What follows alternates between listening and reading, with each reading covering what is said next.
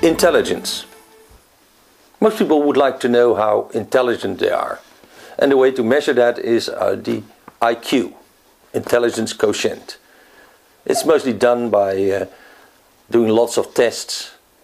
But in fact, we usually have an idea how intelligent a person is.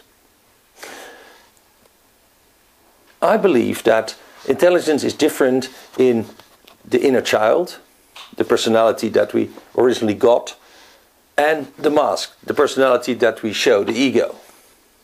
So that we have two IQs. One in the child, one in the mask.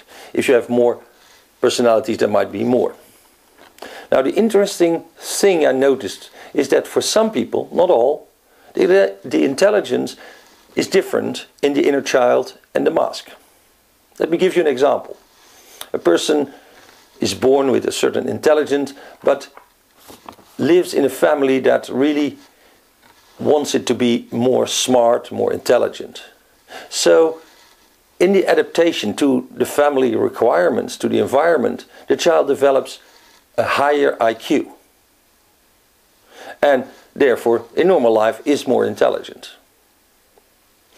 The other situation also happens. If a child is born in an environment where intelligence is not valued, is not appreciated, it might learn to play dumb, to play less intelligent. Both situations happen and usually have a profound effect on the way people behave.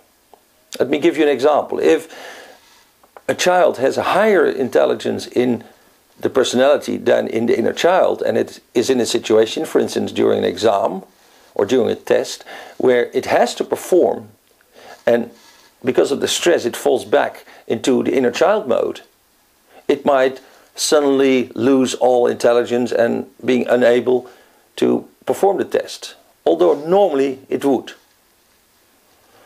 You could call this exam anxiety or whatever, but it's a well-known phenomena. Important is that I see that in different sub-personalities there might be a different intelligence. And this also kind of explains the whole story about nature and nurture. Some people might have in their mask, in their personality, in their ego, a different intelligence level as they have in their inner child.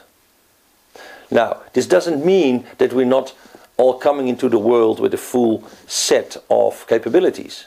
But some people are more intelligent, others are more artistic, are more sensitive. I believe everybody comes into this world with like an equal helping of talent. But intelligence is what these days matters in our Western world. And I believe that intelligence can be different, and that if there is such a case of a different IQ in the inner child and the mask, this leads to specific situations and specific problems in later life.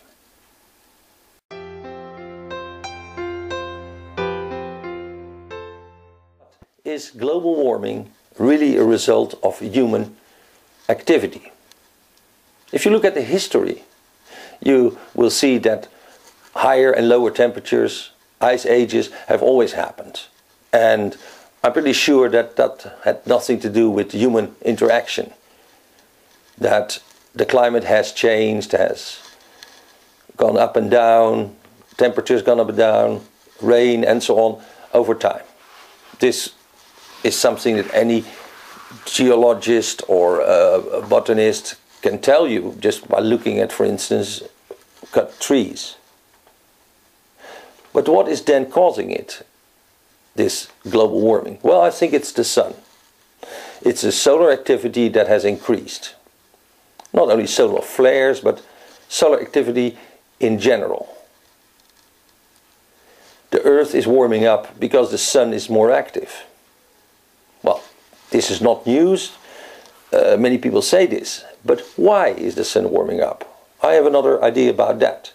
I think that there are things coming from outer space, from far in the cosmos, and they come at irregular intervals, which might be a very, very long time, and this is where maybe the Mayas had some insight, that something is coming towards us. It might be a planet or other objects out from outer space, and that the sun is actually protecting us. Now, how can the sun protect us against something that's coming towards us? Well, it can do so by shining brighter, by sending more solar wind into the direction of where these objects are coming from. By doing so, and this is a very long time process, it might take hundreds of years, the sun can actually deflect the course of this object and thereby save our planet. That this is not ridiculous shows the fact that there were objects hitting Jupiter in the past decades, and they had a big effect on the planet. If such a thing would happen to Earth, we would really be annihilated, or have a situation like some people say when the dinosaurs disappeared. So I think the sun is actually protecting us. And by protecting us against something that comes in from outer space, from far away, it has to heat up the Earth a little bit. And that's what's happening. And if the danger is gone, the Earth will cool down again to some equilibrium. But in this thinking, I believe that what the sun is doing is actually protecting us. And that our global warming is a result of that. Like a little side effect from the fact that maybe this way no comet, planet or other object from outer space will hit us.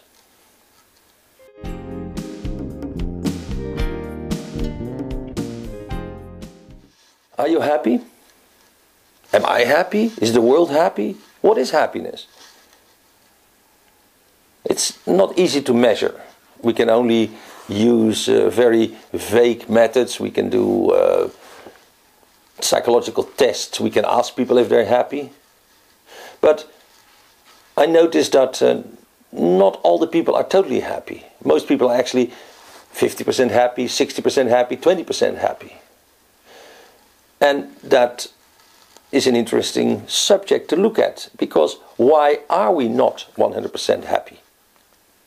And then the answers differ. People say, yeah, I'm not rich enough, I don't have enough sex, my relationship is not good, I would have liked to have a better education, I would have loved to have a more clear goal in my life.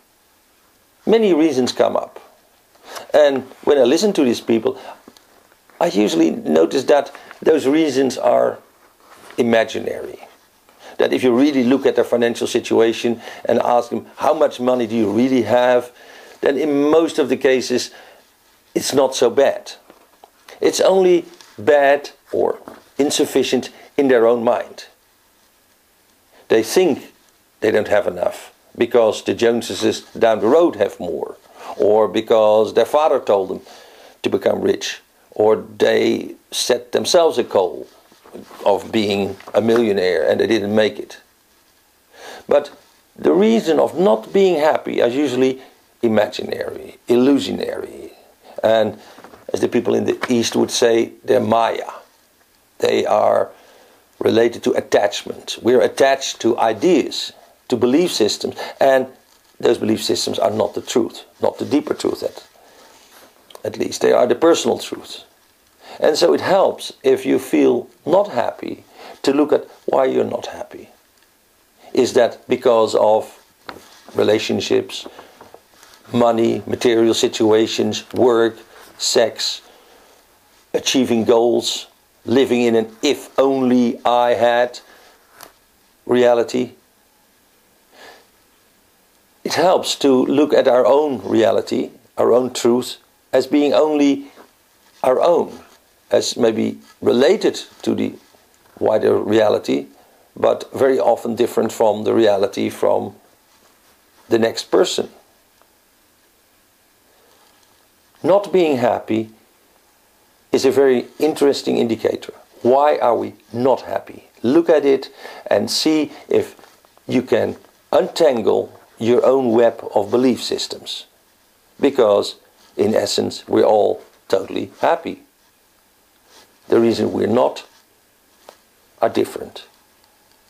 Research has indicated that even people that, for instance, lose a leg or become handicapped in a serious way will reach the same happiness level they had before after a while. They get used to it. They get used to the fact that they don't have legs or they're handicapped. And they find happiness in what they have. And that's the secret of life. To being happy with what you have, not what you aspire to have.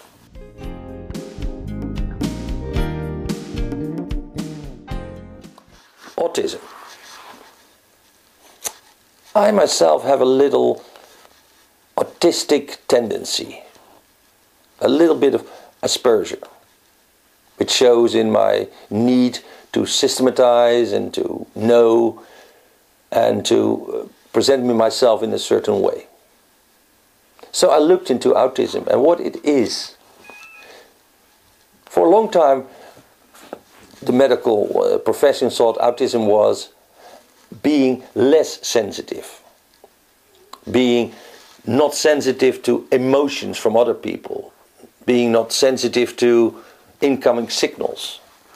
In fact, being limited.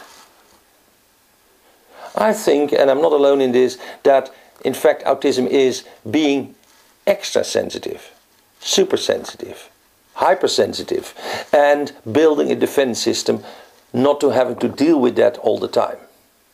If you're hypersensitive to other people's emotions and your personal reactions in your body, in your mind are kind of not nice, you get depressed or you feel threatened, you want to defend yourself. And of course we do this very unconsciously and we put up a defense mechanism. In the case of autism, this defense mechanism might go towards not letting in the emotions of other people, not letting in the brain waves, the thought energy of other people. Because if you see autism as a hypersensitivity, as something which some people called intense world syndrome, when you feel the world, when you feel what happens around you as coming in too hard, too loud, too impressive, you want to shut up. And that's what autistic people do. They cut themselves off from the world, from the incoming signals. In order to deal with their intense world, they just defend themselves. That doesn't mean they're less intelligent, that they're less sensitive. In fact, they're often more sensitive, hypersensitive, and more intelligent. Especially in the case of Asperger, there is usually a talent that is extraordinary. So, for me, autism is not so much a problem, it's a situation and a way I can understand myself and other people as in how their defense system, their shields work.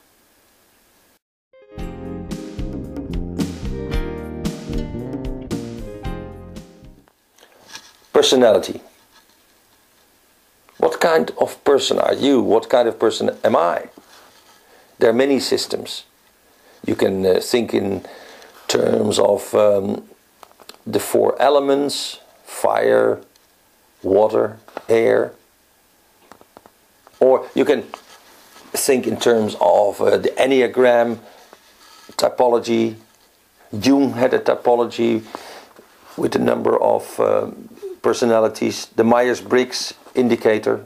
There are many ways of looking at your personality. And whether you have 16 or 32 or 7 billion different personality models doesn't really matter. You are what you are, but it helps you to understand. Because most of your personality is a mask that you build up because of events and experiences in your early days and have become unconscious patterns. little programs that run, and you know that because if some people push a button in you, you will respond in a certain way, and people in your environment know that. But what is really the basis of your personality? Now, even in systems like the Enneagram, it's not really explained where it comes from. Well, I think your personality is mostly, in fact, totally related to your breath pattern. When you were young, in response to certain stimuli, to certain situations, to certain traumas, you developed a certain way of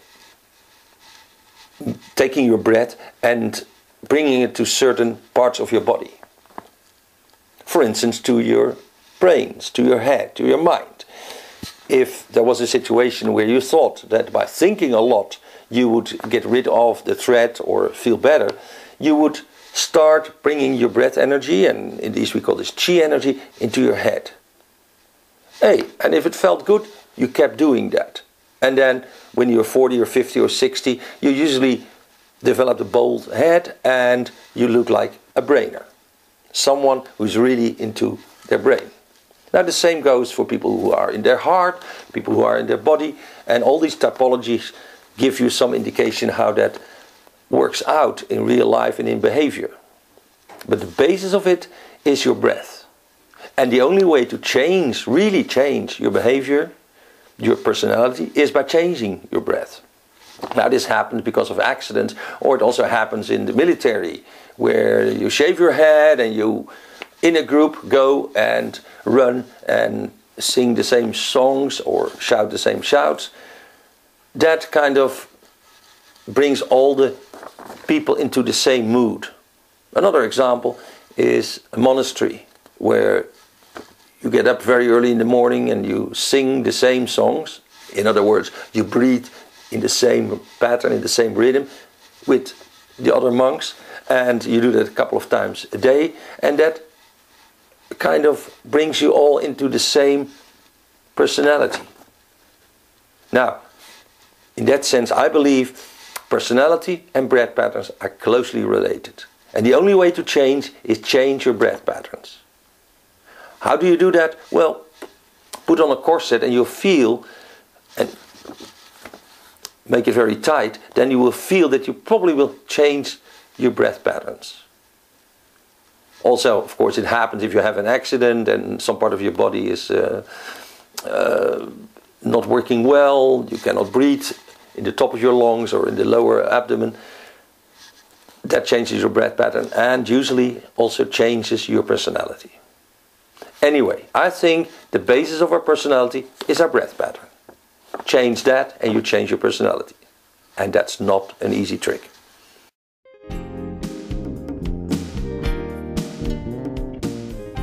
Time. It's generally believed that time goes in one direction.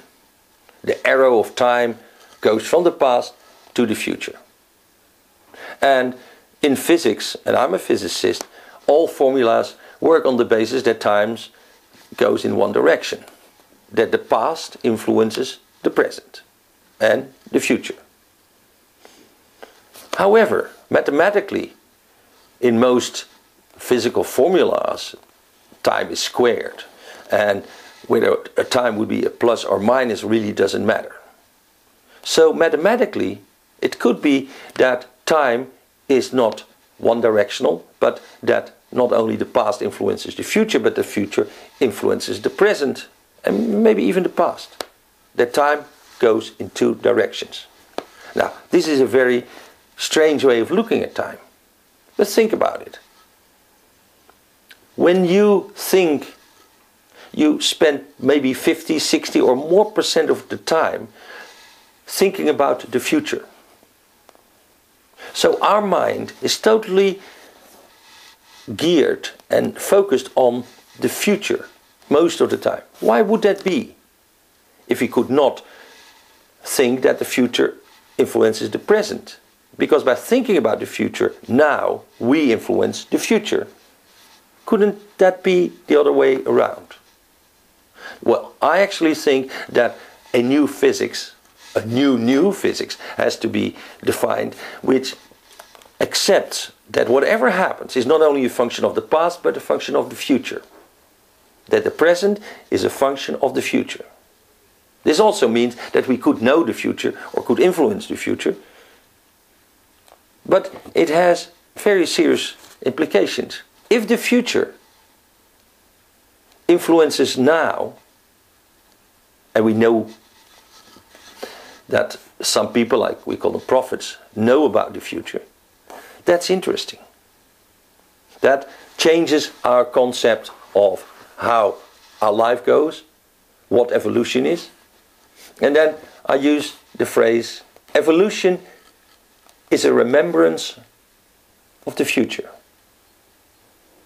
We know the future. A seed knows that it's going to be a tree or a plant because it senses the future. I think DNA plays a role in that. DNA is like the antenna to the future. But generally I believe that every event is not only a function of the world state, of what is now, and of the past, and of the observer. That's what modern physics tells us. But in my vision, it's also a function of the future. We could call that the future tale of any event. And if that future tale is too big, too important, too heavy, things won't happen.